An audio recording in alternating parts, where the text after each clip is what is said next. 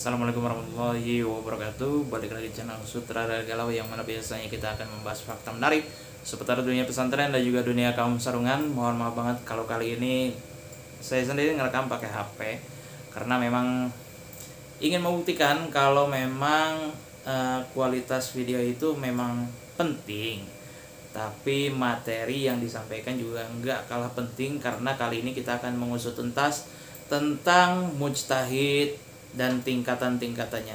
Kalian pasti penasaran apa sih yang disebut dengan mujtahid. Jadi karena memang belakangan ini banyak tindakan-tindakan yang semisal kayak ijtihad dari para ulama atau dan lain sebagainya gitu, masyarakat pada umumnya gitu ya.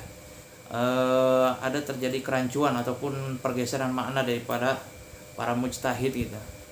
Bilangnya fatwa-fatwa apa yang beredar itu seperti adanya kabar fatwa ijtihad, ijtima dan lain sebagainya gitu. Padahal yang perlu diketahui, yang seharusnya paling dasar diketahui adalah apa sih mujtahid itu gitu. Nah, balik lagi ke tema awal, apa sih yang disebut dengan mujtahid itu? Jadi yang disebut dengan mujtahid itu adalah orang yang berpikir keras untuk mengambil hukum-hukum dari Al-Quran maupun hadis. Itu disebut dengan mujtahid. Mujtahid itu bukan satu tingkatan doang, ternyata mujtahid itu banyak banget tingkatan-tingkatannya. Nah, yang pertama ada yang disebut dengan mujtahid mutlak. Apa sih yang disebut dengan mujtahid mutlak? Mujtahid mutlak di sini adalah mujtahid yang tingkatnya paling tinggi, atau mujtahid yang paling orisinil gitu, independen gitu loh. Kenapa disebut dengan mujtahid mutlak? Karena mujtahid di sini memang mengambil hukum-hukum atau mengambil kesimpulan dari Al-Quran dan hadis untuk dijadikan suatu hukum.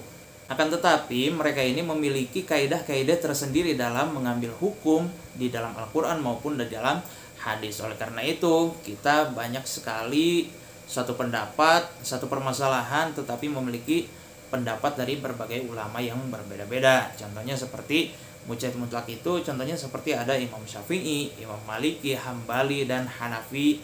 Nah, sebenarnya bukan cuma 4 itu doang ya, ada juga imam-imam yang lain, cuman yang memang benar-benar diakui kredibilitasnya dan memang menjadi salah satu pedoman bagi seluruh, bukan seluruh sih, tapi memang sebagian besar masyarakat muslim saat ini adalah 4 imam mazhab tersebut. Yang kedua ada yang namanya mujtahid tidak mutlak, atau yang biasa disebut dengan ghairu mutlak. Sebenarnya ini bukan kebalikan dari mujtahid mutlak. Yang dinamakan dengan mujtahid mutlak tidak mutlak itu adalah mujtahid yang memberikan keputusan hukum untuk permasalahan-permasalahan yang belum pernah diberikan keputusan hukumnya oleh mujtahid mutlak. Jadi contohnya seperti ini. Mujtahid mutlak itu kan Imam Syafi'i. Nah, ceritanya Imam Syafi'i ini punya santri orang Indonesia.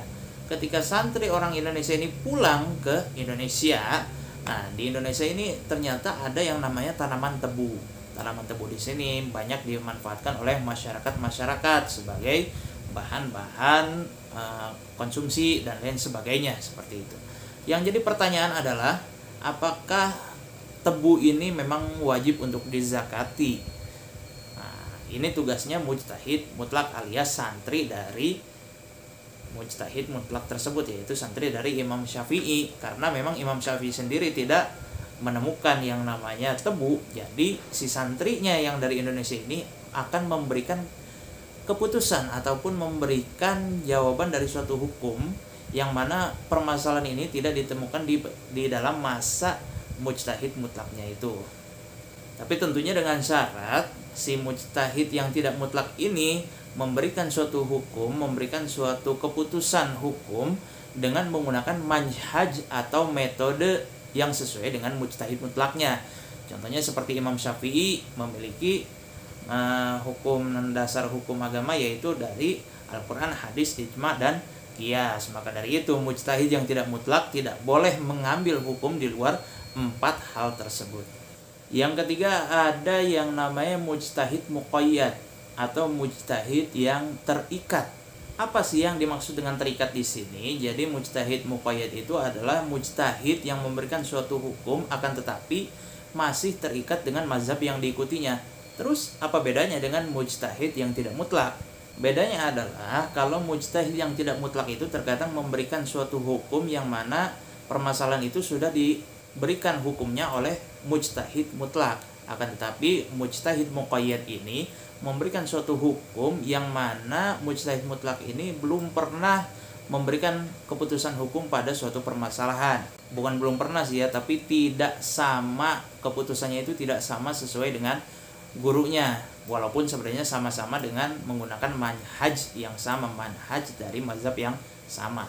Contohnya seperti apa sih? Contohnya semisal kalau Imam Syafi'i itu mensyaratkan di dalam akad jual beli itu harus ada ijab dan qabul, akan tetapi Imam Nawawi sendiri mengatakan bahwasanya ijab qabul itu tidak wajib di dalam akad jual beli. Makanya itu Imam Nawawi di sini bisa jadi termasuk mujtahid muqayyad karena memberikan suatu hukum padahal hukumnya ini pernah diberikan atau permasalahan ini pernah diberikan hukum oleh mujtahid mutlak atau gurunya. Akan tetapi mujtahid muqayyad di sini memberikan hukum yang berbeda dengan gurunya walaupun dengan manhaj yang sama.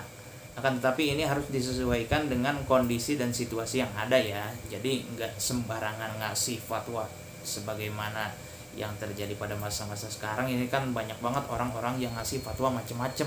Yang keempat ada yang namanya mujtahid tarjih. Jadi mujtahid tarjih di sini adalah mujtahid yang mengikuti manhaj mujtahid mutlak dan mampu memberikan alasan maupun argumentasi untuk memperkuat hukum yang sudah diberikan oleh mazhabnya. Ada lagi yang terakhir adalah mujtahid fatwa. Mujtahid fatwa di sini itu biasanya mujtahid yang memang memberikan suatu hukum. Contohnya kalau di Indonesia ini kan ada yang namanya Majelis Ulama Indonesia. MUI di sini biasanya kan memberikan suatu fatwa, entah itu suatu perkara haram ataupun halal, apakah boleh dilakukan ataupun tidak boleh dilakukan, itu termasuk mujtahid fatwa. Karena biasanya mujtahid fatwa di sini adalah tugasnya memang memberikan hukum. Jadi ternyata banyak banget tingkatan-tingkatan dari berbagai macam mujtahid gitu ya. Ada mujtahid mutlak, ada mujtahid tidak mutlak, ada mujtahid muqayyad, ada mujtahid tarjih, ada juga mujtahid fatwa. Jadi memang tiap-tiap mujtahid itu punya tugasnya masing-masing gitu ya. Oke, begitu aja materi untuk kali ini. Saya harap kalian semakin penasaran untuk materi-materi yang selanjutnya karena biar saya ini juga produktif dalam mencari materi-materi ataupun konten-konten yang positif.